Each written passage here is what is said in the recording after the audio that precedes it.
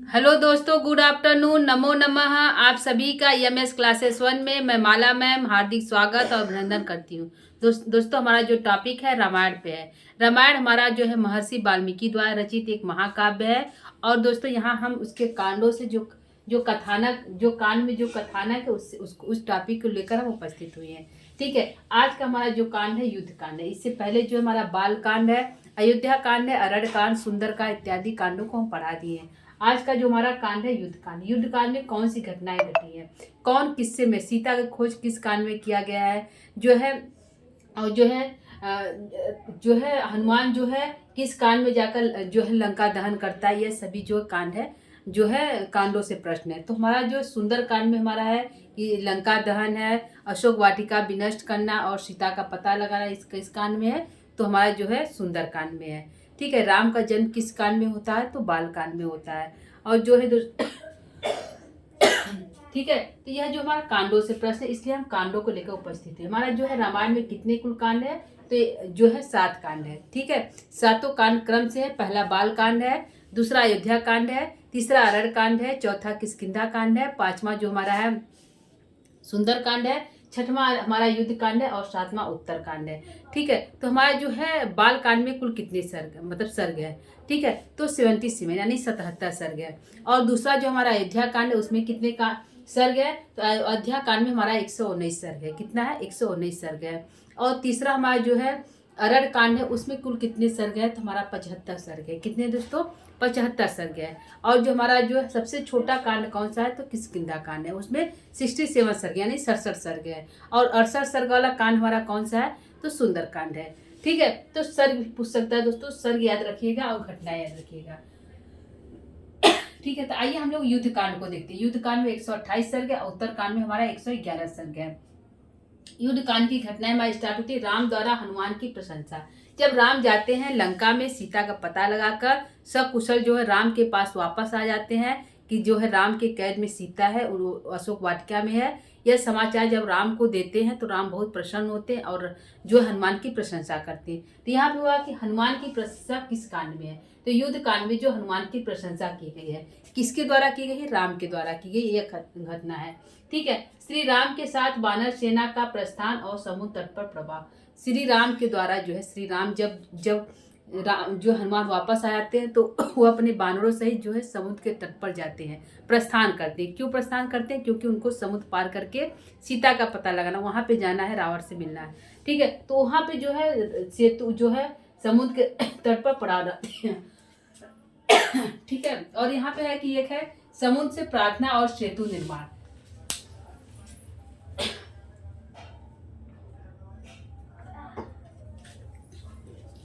ठीक है दोस्तों, यहाँ पे समुद्र से प्रार्थना और सेतु का निर्माण जो है किस काल में समुद्र से प्रार्थना और सेतु का निर्माण किया गया है। ठीक है, तो हमारा सेतु का निर्माण और जो है समुद्र से प्रार्थना जो है युद्ध कांड में किया गया। किस कांड में किया गया दोस्तों, युद्ध कांड में हमारा जो है समुद्र से प्रार्थना और सेतु का निर्माण किया गया है। अगला हमारा राम और रावण के बीच युद्ध का वर्णन। जो राम और रावण का युद्ध का वर्णन किस कांड में दोस्तों, तो युद्ध कांड में।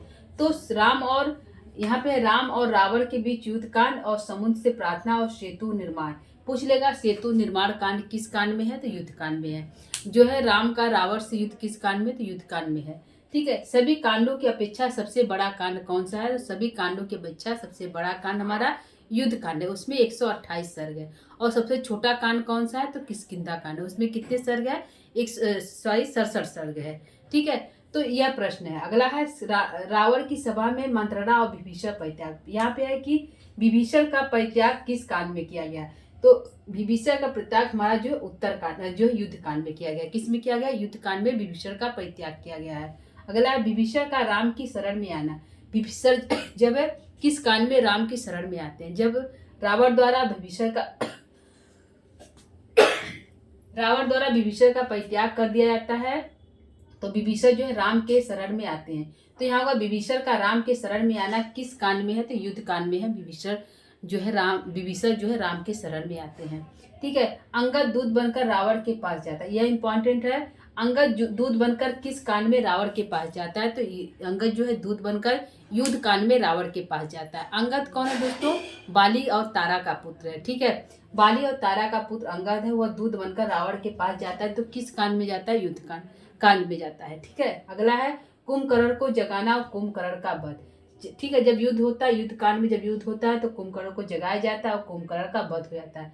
तो पूछ लेगा कुंभकर्ण का वध किस कांड में है? तो युद्ध कांड में। कुंभकर्ण को किस कांड में जगाया जाता है? तो युद्ध कांड में ही कुंभकर्ण को जगाया जाता है, सुंदर कांड में नहीं जगाया जाता है। ठीक है, युद्ध कांड में ही जो युद्ध करने के लिए कुंभकर्ण को जगाया जाता है और उसमें उसका वध हो जाता है। अगला है ब्रह्मास्त्र का प्रयोग किस कांड में किया गया? और जो है माया सीता का वध देकर राम का मूर्छित होना। पूछेगा माया सीता का वध देकर राम किस कांड में मूर्छित हो जाते हैं? तो जो है युद्ध कांड में माया सीता का वध देखकर राम जो है मूर्छित हो जाते हैं। रावण द्वारा ब्रह्मास्त्र का प्रयोग किस कांड में किया गया है? तो युद्ध कांड में रावण द्वारा ब्रह्मास्त्र का प्रयोग किया गया है। ठीक है, शक्ति से लक्ष्मण को मूर्छा और संजीवनी बूटी से मूर्छा की समाप्ति। ठीक है, पूछेगा किस कांड में जो है लक्ष्मण को शक्ति लगी है?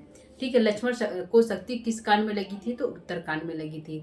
संजीवनी बूटी के द्वारा किस कांड में लक्ष्मण की मूर्छा दूर की गई? तो उत्तर जो है युद्ध कांड में ही जो है लक्ष्मण की संजीवनी बूटी से लक्ष्मण की मूर्छा दूर की गई है। ठीक है, तो यहाँ पे जो कथानक यह प्रश्न हमारा बनता है कि सारे कथानक किससे हमारा? युद्ध कांड से। ठीक है, आगे हमारा कुछ और है कथानक युद्ध कांड से है। जैसे राम द्वारा सूर्य की पूजा। पूछेगा राम द्वारा सूर्य की पूजा किस कांड में है? तो हमारा जो है युद्ध कांड में। किसमें है? युद्ध कांड में। अगला है रावण वध और विभीषण का राज्याभिषेक। रावण का वध किस कांड में होता है और विभीषण का राज्याभिषेक किस कांड में होता है?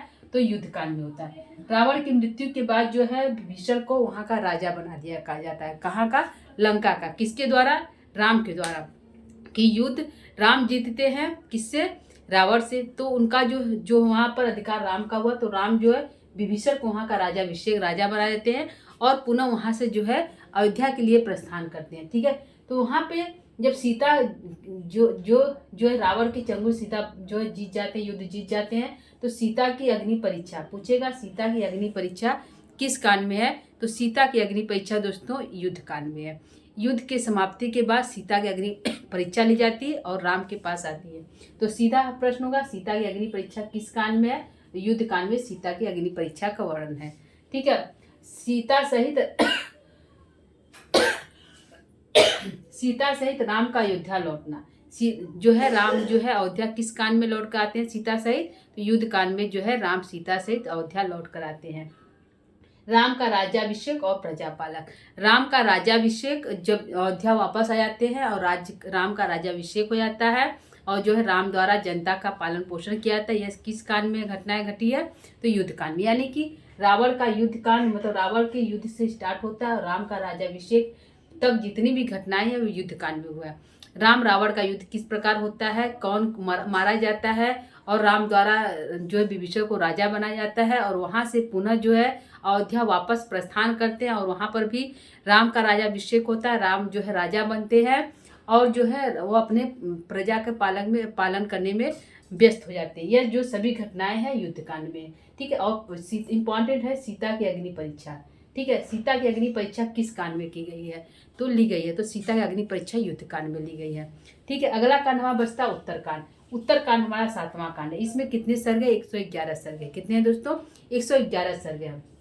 यहाँ हमारा है कि राम की सीता की परीक्षा के बाद भी जो है अग्नि परीक्षा के बाद भी राम द्वारा जो है सीता का परित्याग कर दिया जाता है। क्यों कर दिया जाता है? क्योंकि राम द्वारा अपहरण कर लिया जाता है। सीता का अपहरण होने के कारण जो है राम जो है सीता का परित्याग करते हैं। क्यों कर देते हैं? क्योंकि जनता जो है उन्हें नहीं चाहती कि सीता राम के साथ रहे। तो सीता के जो है प्रजा के न चाहने पर जो है राम जो है सीता का परित्याग कर देते हैं। तो सीता का परित्याग किस कांड में है? प्रश्न होगा सीता का परित्याग जो हमारा किस कांड में है तो उत्तरकांड में। किस कांड में दोस्तों? उत्तरकांड में है। ठीक है, ठीक है, अगला है अगस्त ऋषि पुनः हनुमान की कथा। जो अगस्त ऋषि है यहाँ पे कथानक है। कुछ कथानक उत्तरकांड में हमारे पहले जो है बालकांड इत्यादि से कुछ कथानक भी यहाँ पे उत्तरकांड में दिखाए गए हैं। ठीक है, तो यहाँ पे है कि मुनि एक अगस्त मुनि है, वह जो हनुमान की कथा को सुनाते हैं। तो अगस्त मुनि द्वारा हनुमान की कथा का सुनाना किस कांड में है? ठीक है, यह हमारा कथानक है। तो अगस्त मुनि द्वारा पुनः माने दोबारा हनुमान की कथा सुनाई जाती है किस कांड में, तो उत्तरकांड में। ठीक है, किस कांड में दोस्तों, उत्तरकांड में है। अगला है राजा नृग उर्वशी और वशिष्ठ अयाति का आख्यान। यह जो अयाति है पूर्वा अयाति जो है शर्मिष्ठा अयाति है, इनका पूर्वा जो है पूर्वा पुत्र है, और वशिष्ठ है उर्वशी पूर्वा और उर्वशी, और जो है यहाँ पे पूर्वा उर्वशी और नृग, यह सभी राजाओं का कथानक आख्यान कहाँ प्राप्त होता है। पूछ लेगा कि उर्वशी पूर्वा उर्वशी, शर्मिष्ठा अयाति, ऋषि वशिष्ठ ऋषि और राजा नृग का आख्यान किस कांड में, रामायण के किस कांड में है। तो यह जो सभी घटनाएं जो है रामायण के उत्तरकांड में है। ठीक है, यहाँ पे अयाति, वशिष्ठ, उर्वशी और जो है नृग, यह जो है उत्तरकांड के आख्यान यहाँ पे प्राप्त होते हैं। तो ये पूछेगा। ठीक है, लवणासुर का शत्रुधन द्वारा वध तथा शत्रुधन का राज्याभिषेक। लवणासुर का शत्रु द्वारा वध किस कांड में किया जाता है, तो उत्तरकांड में किया जाता है। शत्रुधन का सबसे बड़ा शत्रु कौन था, तो लवणासुर था। लवणासुर के बाद शत्रुधन का राज्याभिषेक होता है। किस यहाँ पे होगा कि शत्रुधन द्वारा किस मथुरा नदी का जो है मथुरा राज्य का निर्माण किस नदी किनारे, नगर का निर्माण किस नदी किनारे किया गया है, तो यमुना नदी किनारे किया गया है। किसके द्वारा, शत्रुधन के द्वारा। मथुरा नगरी का निर्माण किस नदी किनारे किया गया है, तो यमुना नदी किनारे किया गया है। किसके द्वारा किया गया है, तो शत्रुधन के द्वारा किया गया। यह एक प्रश्न है।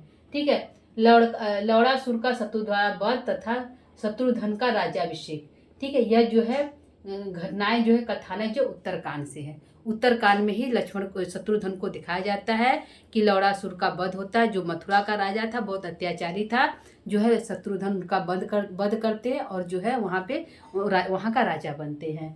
ठीक है, लव कुश का जन्म और शंभू का वध। जब वह जाते हैं लवणासुर को मारने के लिए, तभी जो है सीता का प्रसव पीड़ा होता है और लव कुश का जन्म होता है।